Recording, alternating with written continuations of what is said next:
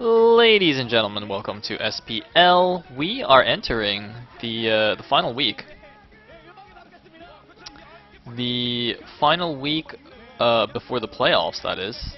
So final week of the regular season, where things are actually still up in the air. I don't think a single team has yet to guarantee themselves in a place in the playoffs. I think today and tomorrow's matches are actually going to be extremely crucial in determining not only who makes the playoffs, but also in what position, of course, because basically each ranking higher that you are in the regular season lets you like skip one match in the playoffs, if that makes any sense.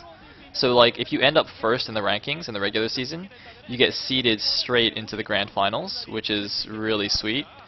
So I mean, you know, it's a matter of you get to skip a lot of matches, which basically gives you like, I think the team that gets seeded into the grand finals will get like 3 weeks of no matches, so they get like pure practice time and a ton of preparation. So that'll be really useful.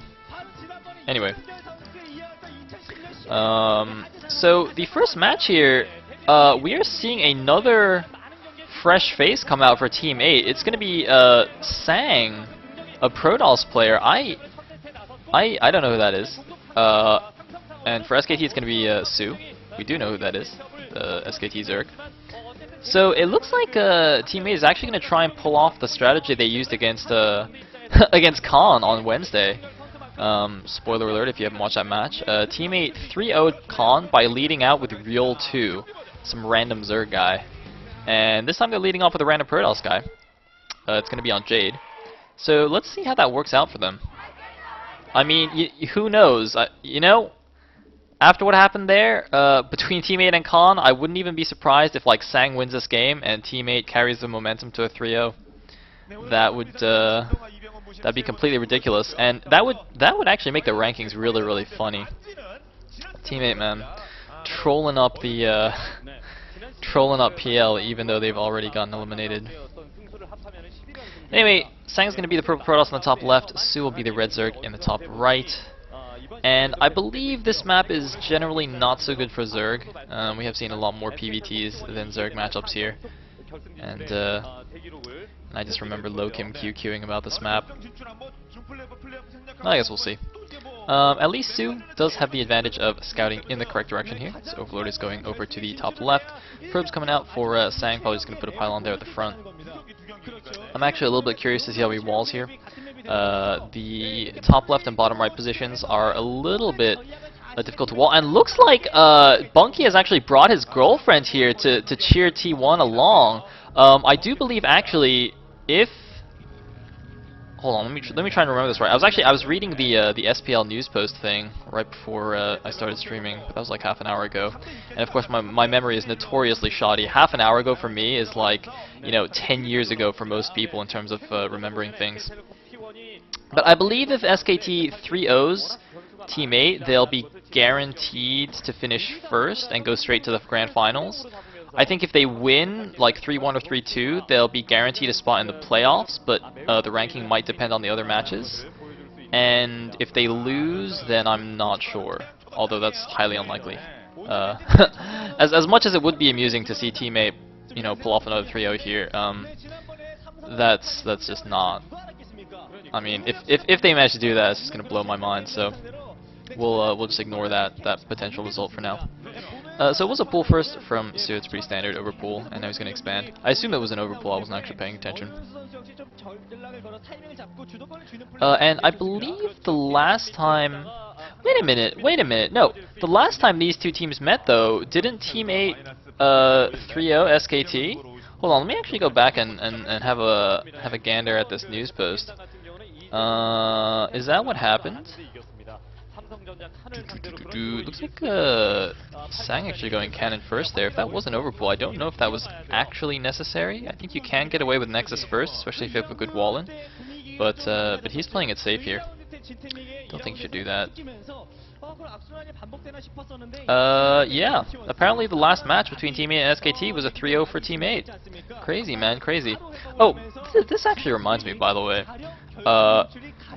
The new preview by KJWCJ like the Korean streamer guy.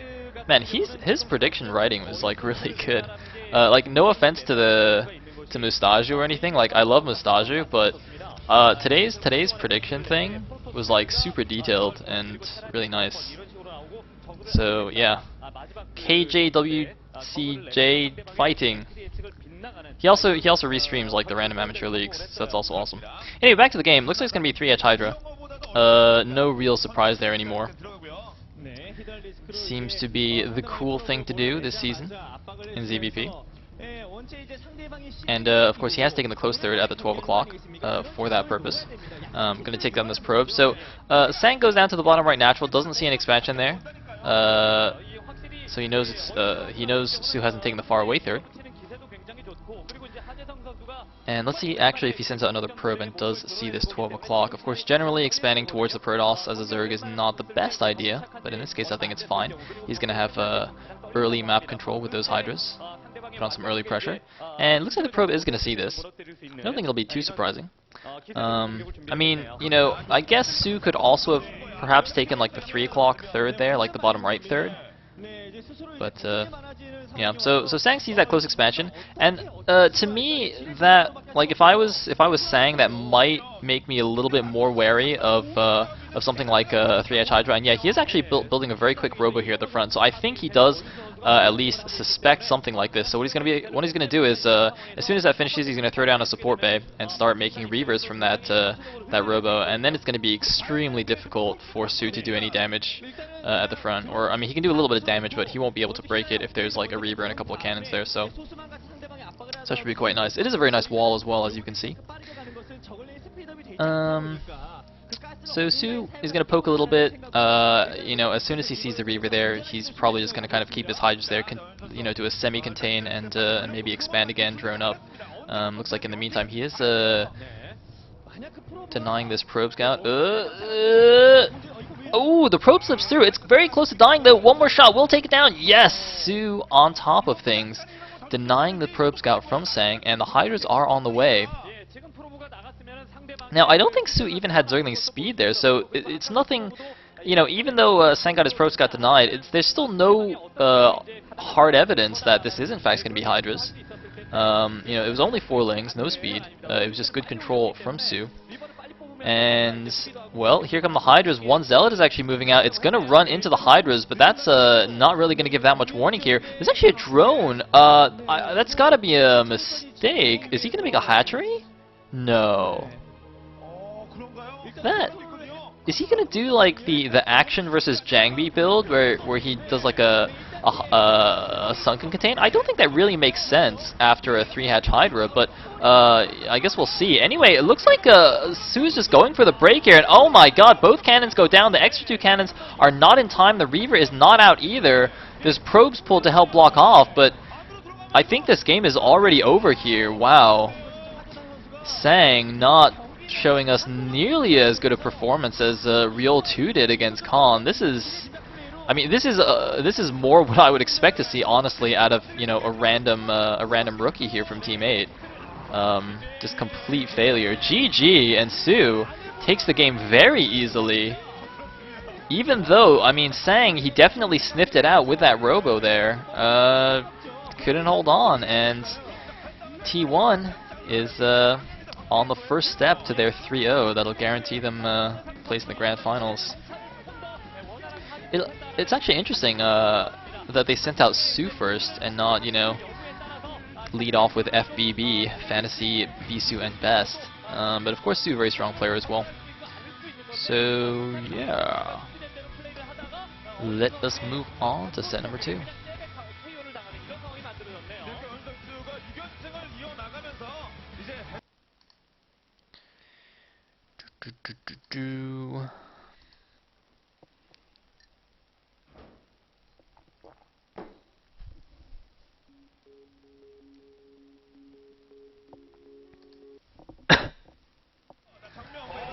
Alright, we are in set number 2, and it looks like it's going to be Fantasy versus Pouting Jaehoon here.